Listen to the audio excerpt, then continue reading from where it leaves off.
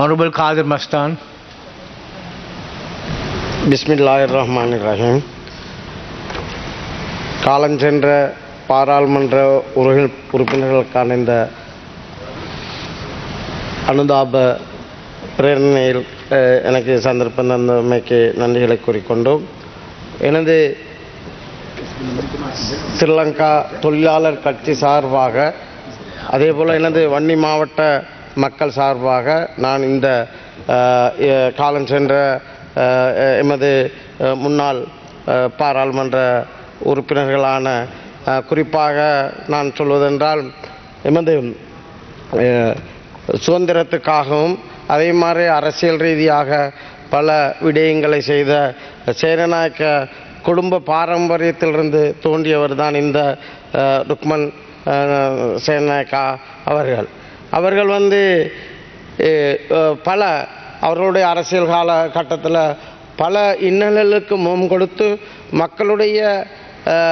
மக்களுக்கு நீதி கிடைக்க வேண்டும், அதே மாதிரி மக்களுக்கு உரிய ஆட்சியாளர்களிடமிருந்து மக்கள் நன்மைகளை பெற வேண்டும் என்பதில் பல வகையான போராட்டங்களுக்கு முகம் கொடுத்தவர் தான். அன்றிருந்த அரசியல் தலைவர்களுடனோட முரண்பட்டு தமது மக்களுக்கு பல செய்திகளை செய்வதற்காக துணிந்து நின்று அவர் அன்று அரசியல் ரீதியில் அவருடைய இந்த பாராளுமன்ற காலகட்டத்திலும் சரி அதை தவிர்ந்த காலகட்டத்திலும் பல சேவைகள் செய்தவர் தான் இந்த ருக்மன் சேனநாயக்கா அவர்கள். அந்த அடிப்படையில் அவரை சார்ந்த அவருடைய குடும்பம் மற்றும் நண்பர்கள் ஆதரவாளர்கள் அவருடைய கட்சியினருக்கு எனது ஆழ்ந்த அனுதாபங்களை தெரிவித்துக் கொள்கின்றேன். அதே போலத்தான் கம்பாக மாவட்டத்தைச் சேர்ந்த ரெஜினல் பெரேரா அவர்களும் அவர்களுடைய காலகட்டத்தில் அந்த குறிப்பாக மேல் மாகாண மக்களுக்கும் அதே போல் கம்பஹா மாவட்ட மக்களுக்கும் பல சேவைகளை செய்வதற்காக அவருடைய அரசியல் காலகட்டத்திலையும் துணிந்து நின்று பல சேவைகளை செய்திருக்கின்றார். அந்த அடிப்படையில் அவருடைய குடும்பத்துக்கும் மற்றும் நண்பர்கள் அதே போல் அவருடைய மாவட்ட மக்கள் மற்றும் அவருடைய கட்சியினருக்கும் எனது ஆழ்ந்த அனுதாபங்களை நான் தெரிவித்துக் கொள்கிறேன். அதே போல தான் தொழிற்சங்கங்களின் ஈடுபாடுகள் கொண்டவரும் பல அன்றைய காலகட்டத்தில் இருந்த ஒரு முக்கியமான ஒரு தொழிற்சங்கவாதி என்று கூறக்கூடிய ஸ்ரீமால் டி மெல் அவர்களுக்கும் இந்த இடத்துல அவர்களும் தான் நாயக்கிண்ணன் அவர்களும் அமரர் முன்னாள் ஜனாதிபதி ஜே.ஆர். ஜெயவர்தனா அவர்களுடன் இருந்து அதற்கு பிறகு கடைசி ஜனாதிபதியாக இருந்த முன்னாள் ஜனாதிபதி ரணில் விக்ரமசிங்கே அவர்களுடைய காலத்திலும் பல ஈடுபாடு கொண்டு அந்த கட்சியுடைய பல வெற்றிகளுக்கு வித்திட்டவர் தான் இந்த ஸ்ரீமால் டி மெல் அவர்கள். அவர்களுக்கும் அவருடைய குடும்பத்துக்கும் அதே போல் நண்பர்கள் மற்றும் அவருடைய ஆதரவாளர்களுக்கும் எனது ஆழ்ந்த அனுதாபங்களை தெரிவித்துக் கொள்கிறேன்.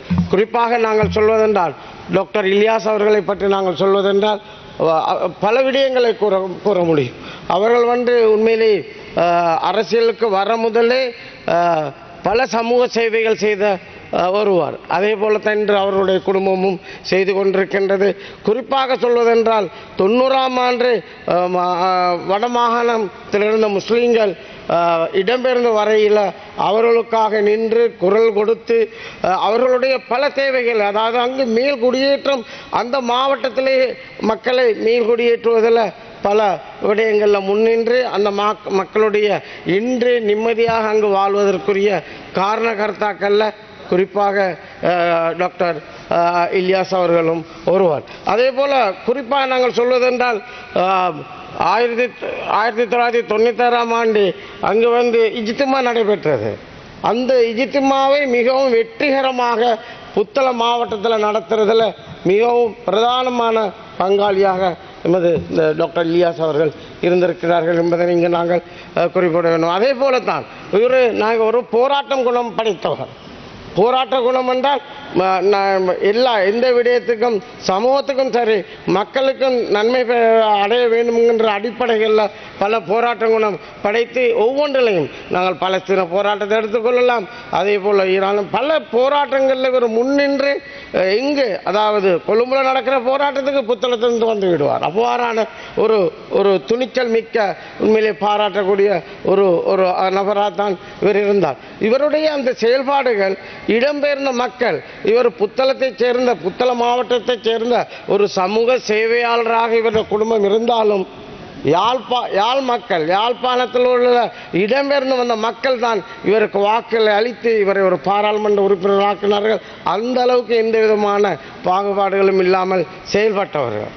அந்த அடிப்படையில் உண்மையிலே அதே போல தான் அவருக்கு அவருடைய அந்த குடும்பம் அவருடைய மனைவி மற்றது பிள்ளைகளும் அதற்கு பாரிய ஒத்துழைத்தார்கள். அவருடைய உறவுகளும் ஒத்துழைத்தார்கள், மக்களும் ஒத்துழைத்தார்கள் என்ற அடிப்படையில் உண்மையிலே அவருக்கு நாங்கள் ஜன்னத்துல் ஃபிர்தௌஸ் என்ற சுவர்க்கம் கிடைப்பதற்கு நாங்கள் பிரார்த்திக்கின்றோம். எனது துவாக்களில் நாங்கள் சேர்த்துக்கிறோம் என்ற அடிப்படையில் அவருக்கு துவா செய்து கொண்டு இவ்வாறான இந்த ஒரு நல்ல மனிதரை உருவாக்கி இந்த மனிதர் இவ்வளவு சேவை செய்து எம்மிடமிருந்து பிரிந்து சென்று மீட்டு நாங்கள் அவருடைய குடும்பத்துக்கும் அதாவது மனைவி பிள்ளைகள் மற்றும் உற்றார் உறவினர்கள் அதே போல் நண்பர்கள் அவருடைய மாவட்ட மக்களுக்கும் நாங்கள் எமது அனுதாபங்களை தெரிவிக்கிறதோடு அவருக்காக ஃபிர்தௌஸின் சுவர்க்கம் அவர்களுக்கு கிடைப்பதற்காக துவா செய்து கொள்கிறேன் என்று கூறிக்கொண்டு நிறைவு செய்கின்றேன். நன்றி.